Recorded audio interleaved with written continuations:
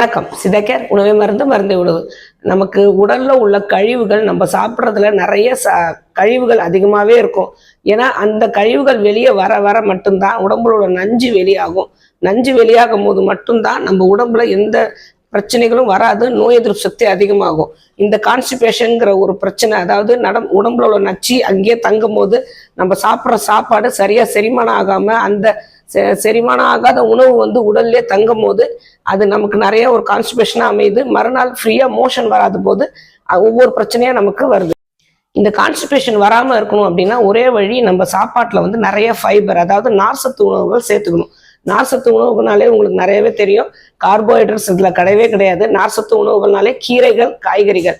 இந்த கீரைகள், காய்கறிகள், அதுக்கப்புறம் பழங்கள். இந்த பழங்களை ஜூஸா இல்லாம அப்படியே சாப்பிட்டோம்னாலே நிறைய நார்சத்து கிடைக்கும். முக்கியமா ஆரஞ்சு சொலையில தோல்லாம் உரிச்சிட்டு அப்படியே சாப்பிடணும். கொய்யா பழம் விதையோட சாப்பிடணும்.